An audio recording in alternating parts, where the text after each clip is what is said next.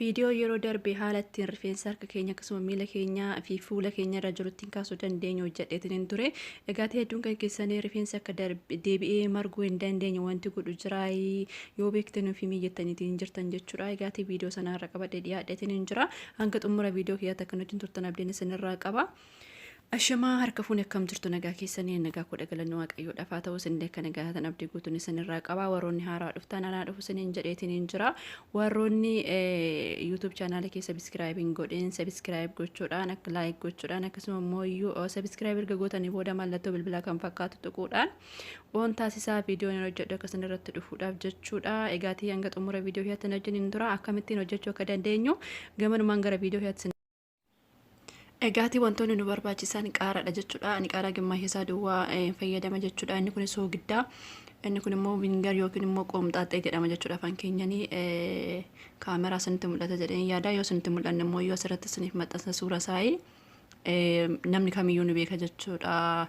Mana nama kamiitiyyuu ni dhabama jedhee yaadu. Egaati qaaraa kan keenya ni faaqnaa bishaan isaatti fayyadamna waan ta'eedhaaf. Gimmaasha qaaraan fayyadamaa isin immoo warroonni baay'isanii hojjechuu barbaadan guutuu isaa fayyadamuu dandeessu jechuudha. Egaati qaaraa keenya erga faaqneetii booda bishaan isaa wanta fayyadamnuu fi aga xumuraa ittiin hojjan tura. Egaati faaqee xumureetiin hin jira jechuudha. Bishaan isaa haala akkanaan keessaa dhimbiibdu yookiin immoo iyyuu manxalalaasa jedhamu sanaan jechuudha. Warroonni carqidhaan biyuu barbaadan isin dandeessu jechuudha. Egaati haala kanaan isa faaqne sana ni dhimbiibna jechuudha. Bishaan isaa keessaa bishaan isaa duwwaa fayyadamna qolli isaa nu barbaachisu jechuudha.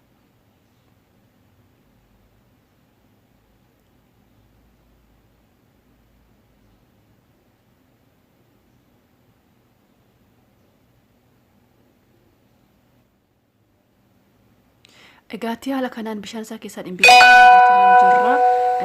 isinumatti argisiisuudhaaf qaaraadha jechuudha. Yoo isa jalqabaatti irratti isiniif hin galle ta'e jechuudha. Laaltanii beekuu dandeessan jedhee waan yaadeef. Egaati bishaan qaaraa maankaa lama nu barbaachisa jechuudha. Fallaana lama haala kanaan saayinaa qulqulluu isa tokkotti ni dhaqanna. Egaati sana booda soogiddaa maankaa xiqqaa tokko jechuudha. Soogiddaa yoo soogiddaa baay'ee diqqaaqii qabaattan baay'ee diqqaaqii kan ta'e fayyadamaa. Yoo hin qabaanne immoo soogidda isuma kam ta'e iyyuu fayyadamuu dandeessu jechuudha. Rakkoo hin qabu. Sana booda vingarii yookiin immoo qoomxaaxee keenya itti naqne jechuudha. Maankaa tokko maankaa fallaana maankaa shoorbaa tokko jechuudha. Barreeffamni isaa isinitti mul'ata jedheetiin yaada. Yoo isinitti mul'anne immoo iskiriinshaat gochuu dandeessanii isiniif maxxansa jechuudha suura isaanii. Egaati maankaa tokko isatti naqna jechuudha. Erga sadaan isaa walitti naqnetii booda akka wal fudhatuuf waliin dhoofna jechuudha. Akkasumas soogiddi isin fayyadamtan immoo yoo jajjabaa ta'e hanga inni bulbulamutti waliin rukutuudhaan sadeen isaatiyyuu akka wal fudhatu gochuu dandeessu jechuudha. Soogiddaa fi soogiddaa bishaan qaaraatii fi kal jechuudha. Egaati kal namni kamiyyuu ni beektan jedhee yaada afaan arabaatiin kal jedhama. Kana sadeen erga walitti naqnetii booda ni bulbulaa jechuudha.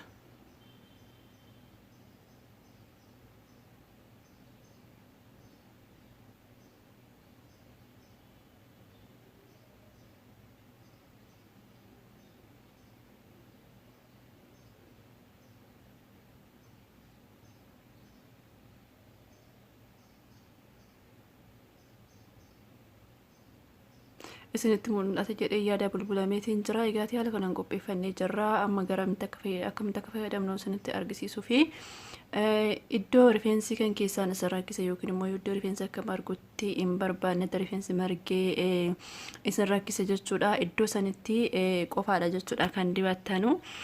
Egaati haala kanaan carqii qulqulluu yookiin immoo soofti illee haa ta'u wantuma barbaadanii fayyadamuu dandeessanii harka keessaan miila keessaan iddoo rifeensi isin rakkisetti jechuudha. Kaameraan kun qulqullina hin qabu isinitti mul'achuu baachuu danda'a dhiifaman siniin jedha. Egaati haala kanaan bakka rifeensi kan keessan akka marguun barbaanne sanatti haala kanaan dibdan jechuudha.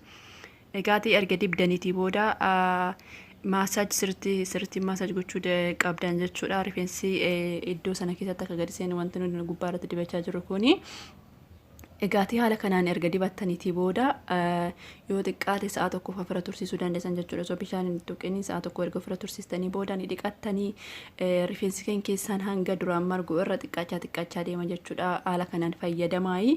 Rifeensi duraan baay'atee margu sun xixiqqaatee margaa hanga tokko hir'achaa deema jechuudha. Sana booda rifeensi keenya guutumaan guutuu akka nurraa badutti torban keessatti yoo guddate guyyaa 2 guyyaa 3 waan akka fayyadamutu nurra jiraata jechuudha. Egaa ta'een xumuraatti waan hordoftaniif guddaa galatoomaa isiniin jedha.